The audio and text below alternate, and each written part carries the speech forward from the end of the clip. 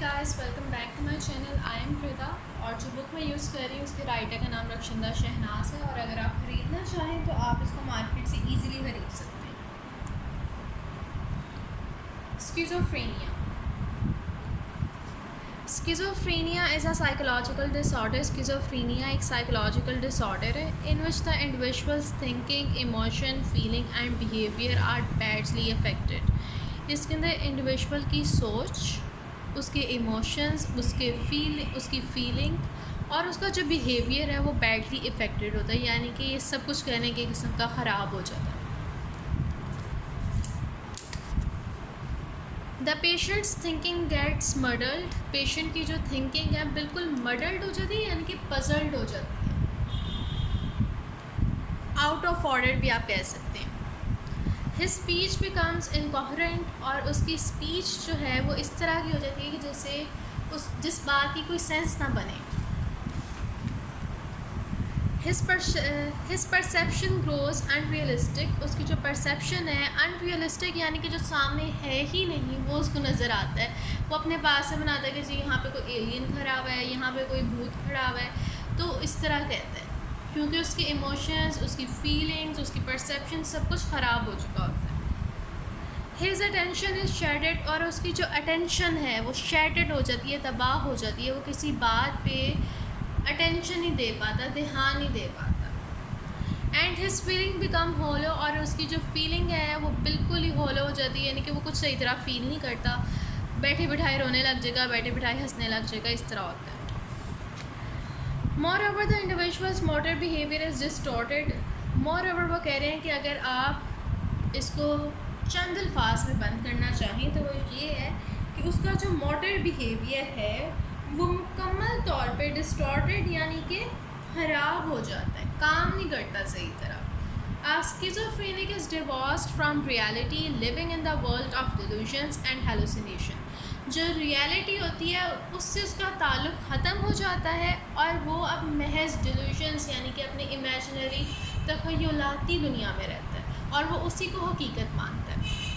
Schizophrenia is one of the severest mental disorder. Schizophrenia जो है वो सवेरेस्ट मेंटल डिसऑर्डर्स में से एक है। It affects both man and women. ये मैन और वेमेन दोनों को इक्वली जो है इफ़ेक्ट करता है।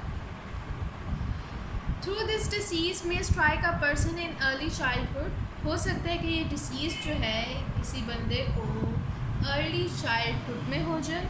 It is more likely to appear in late adolescence, लेकिन ये ज़्यादा लाइकली है, इस बात के ज़्यादा चांसेस हैं कि ये लेट एडोलेसेंस में हो। There is evidence of its appearance in every youth early youth लिखा हुआ है। There is evidence of its appearance in early youth. इसका जो एविडेंस है वो अर्ली यूथ में भी मिला है। But the incidence of such cases is very low.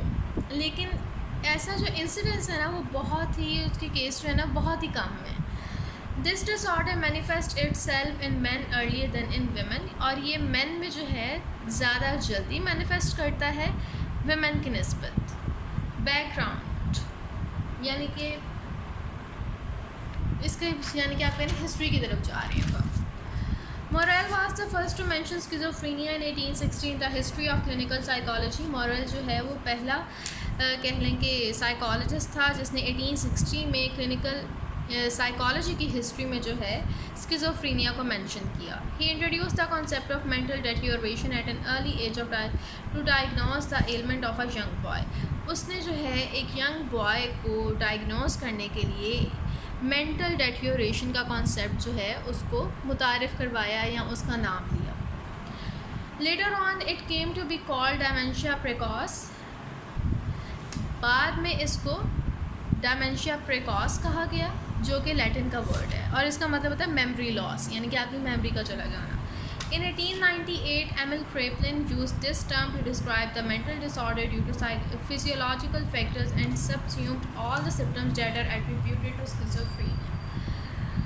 उसके बाद में अच्छा डायमेंशिया डेमेंशिया प्रेकॉस कहा गया। और 1898 में एमिल फ्रेपलिन जो है उसने इस टर्म को यूज़ किया डिस्क्राइब करने के लिए मेंटल डिसऑर्डर को, इसके फिजियोलॉजिकल फैक्टर्स की वजह से और इसके सिम्टम्स जो कि मिक्स हैं स्किज़ोफ्रेनिया के साथ।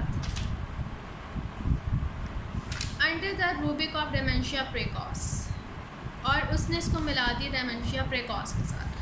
उसने क्या किया था एमिल फ्रेपलिन ने कि इस टर्म को डिस्क्राइब किया मेंटल डिसऑर्डर्स को डिफ़ाइन करने के लिए कि किस बना पर ड्यू टू फिजियोलॉजिकल फैक्टर्स, और फिर इन सिम्टम्स को उसने मिला दिया जिसको आज हम स्किज़ोफ्रेनिया के नाम से जानते हैं।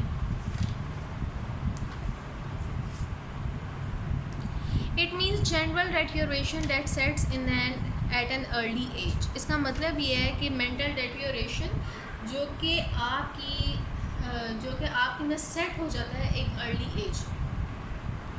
डेमेंशिया प्रेकॉस का मतलब है मेंटल डेटेरियोरेशन, यानी कि आपका जो माइंड है उसका डिटोर हो जाना, उसका कहने किस्म का तबाह हो जाना, जो कि सेट होता है एक अर्ली एज में। Eugen Bleuler adopted a different approach from the Emil Frapplin's।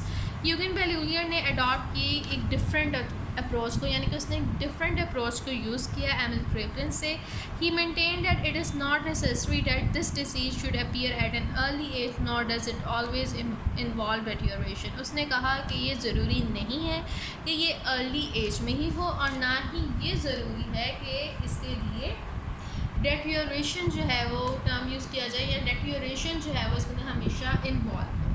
He declare dementia praecox as an unsuitable term and introduced the term of schizophrenia in 1908। और उसने डिक्लेयर किया कि डेमेंशिया प्रेकॉस जो है वो अनसूटेबल टर्म है, और उसने इंट्रोड्यूस करवाया स्किज़ोफ्रेनिया को 1908 में। अच्छा जी, इसके अंदर यहाँ तक जो इम्पॉर्टेंट है ना, इसके अंदर ये है डेमेंशिया प्रेकॉस इम्पॉर्टेंट है, उसका मतलब क्या ये इम्पॉर्टेंट है, और फिर उसके बाद जो है जो यूजिन बेल्यूलियर ने जो कहा कि जी ये अनसूटेबल टर्म है, और फिर उसने स्किज़ोफ्रेनिया का इंट्रोड्यूस करवाया 1908 में।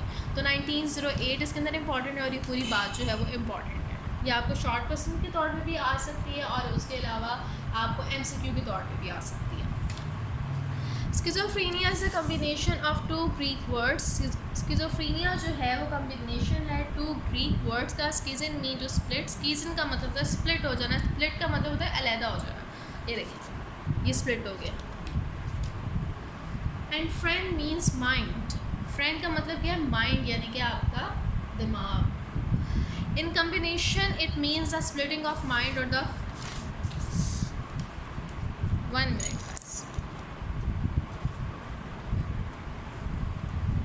It means the splitting of mind or the failing of mind to pieces, falling। Schizophrenia जो है कम्बिनेशन है दो ग्रीक्स वर्ड का। स्किज़न का मतलब है स्प्लिट हो जाना, यानी कि अलग-अलग हो जाना, और फ्रेंड का मतलब होता है माइंड। इसके अगर आप कम्बिनेशन करें, यानी कि इनको मिलाएं, तो इसका मतलब ये बनता है कि आपके माइंड का स्प्लिट हो जाना, अलग-अलग हो जाना। Bleuler explain that it as the breaking of associative threads. और बेल्यूलियर ने इस ब्रेकिंग को, यानी कि स्प्लिटिंग को कहा था कि ये ब्रेकिंग ऑफ एसोसिएटिव थ्रेड्स है, यानी कि ऐसे थ्रेड्स जो कि हमारे दिमाग में हैं, जो हमें जिसकी मदद से हम चीज़ों को एसोसिएट करते हैं, मिलाते हैं, जोड़ते हैं। अब मैं अल्फाज बोल रही हूँ तो आपका ब्रेन उनको एसोसिएट कर रहा है, उनको समझने की कोशिश कर रहा है। तो अगर आपके ब्रेन में ये सलाहियत ख़त्म हो जाए कि वो अल्फाज को उसके इर्द गिर्द क्या हो रहा है उसको एसोसिएट ना कर सके, then we will call it as schizophrenia. आम अल्फाज में ये होगा। He maintain that schizophrenic breaks with reality. और उसने ये कहा था कि स्किज़ोफ्रेनिक जो होता है वो रियलिटी से, जो असलियत होती है, जो हकीकत होती है, उससे वो ब्रेक कर लेता है। The association between words and thoughts is shattered. जो एसोसिएशन होती है वर्ड्स, अल्फाज और सोच के दरमियान, वो शैटर्ड हो जाती है, तबाह हो जाती है। जिस तरह मैंने अभी अल्फाज की एग्जांपल दिया है कि मैं बोल रही हूँ, आपको समझ आ रहा है। क्यों आ रहा है? क्योंकि आपका दिमाग जो है वो एसोसिएट कर रहा है उसको सोच के साथ, उसको समझने की कोशिश कर रहा है। तो अगर ये एसोसिएशन जो है वो शैटर्ड हो जाए then we will call it as schizophrenia. In other words, दूसरे अल्फाज में all type of associative threads are broken, और दूसरे अल्फाज में आप देखें तो जितनी भी किस्म की एसोसिएटिवनेस होती है या एसोसिएशन होती है वो ब्रेक हो जाती है। अभी तक जो हमने यहाँ पे पढ़ा है ना, इसके यानी कि ये इम्पॉर्टेंट है कि किन वर्ड से निकला है। फिर उसके बाद ये 1908 में वर्ड स्किज़ोफ्रेनिया जो है वो यूज़ किया गया। फिर उसके बाद ये डेमेंशिया प्रेकॉस इम्पॉर्टेंट है, इगन बेलूलियर का इम्पॉर्टेंट है, और फिर उसके बाद जो उसने ये थ्रेड्स वाली लाइन बताई, ये एसोसिएटिव थ्रेड्स हैं, ये इम्पॉर्टेंट है।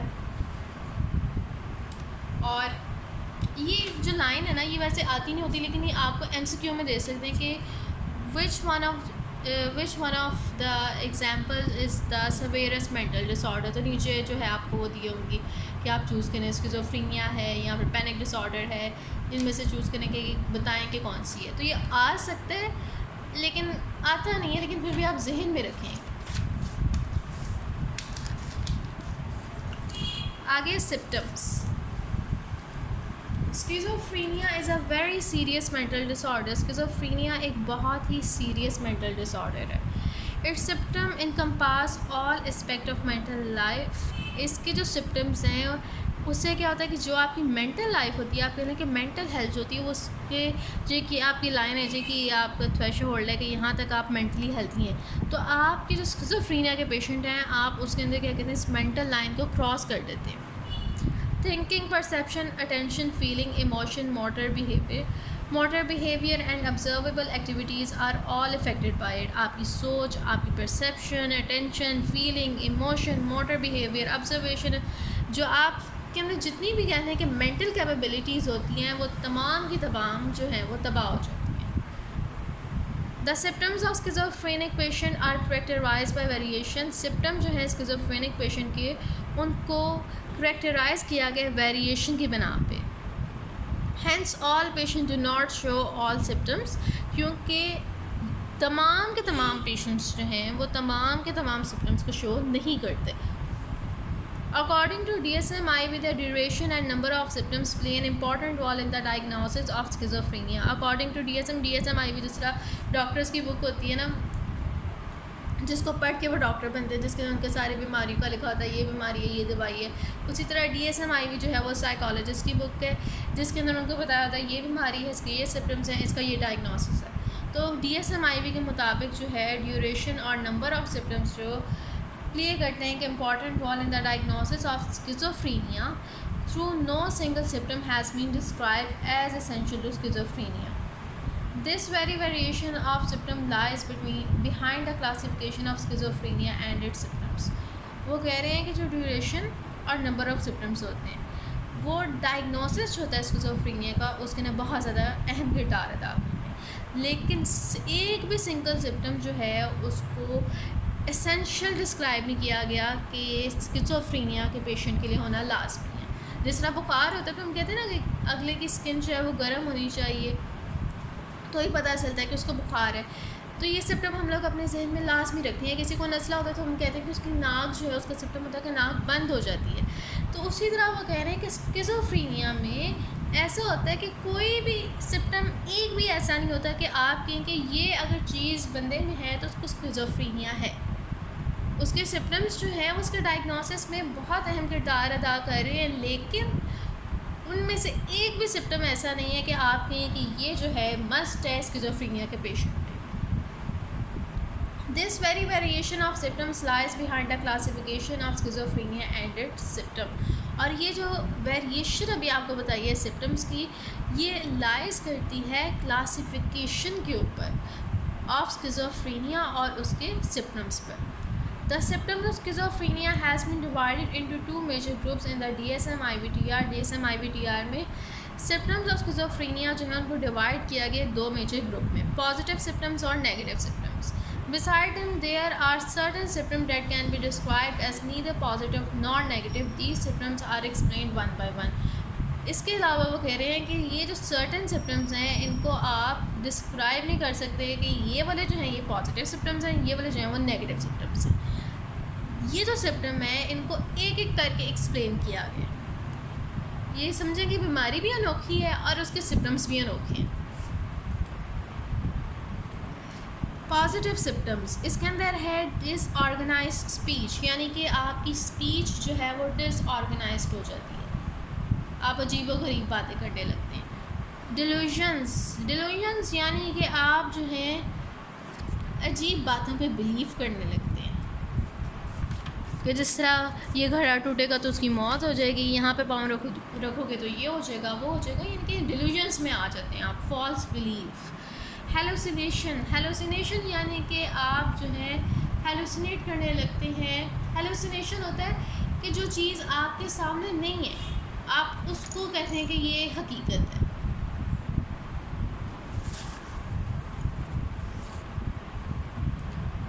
अच्छा जी, ये है डिसऑर्गेनाइज स्पीच, डिलूशन और हेलुसिनेशन। ये पॉजिटिव सिम्टम्स भी उन्होंने बताए कि फॉलोइंग कैरेक्टरिस्टिक्स होते हैं। अच्छा ये देखें, ये ना काफ़ी लंबा है, ये एक एक करके डिफ़ाइन किए, तो इसके भी पार्ट्स बना के मैं समझाऊंगी। इसको यहीं पे ख़त्म करें तो कल हम पढ़ेंगे पॉजिटिव सिम्टम्स एक एक करके। तो अभी मैं आप लोगों को ना दिखा देती हूँ, अगर आप लोगों ने नोट्स बनाने तो इसको देख लें।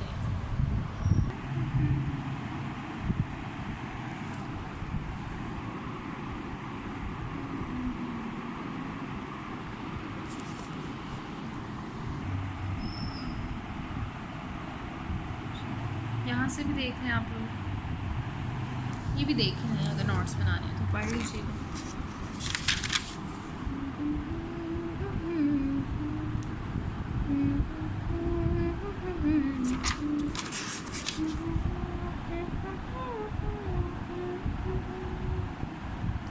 Okay,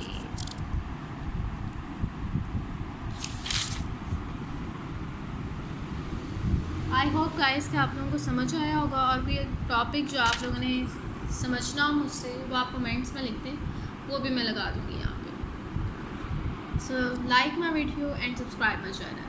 bye bye.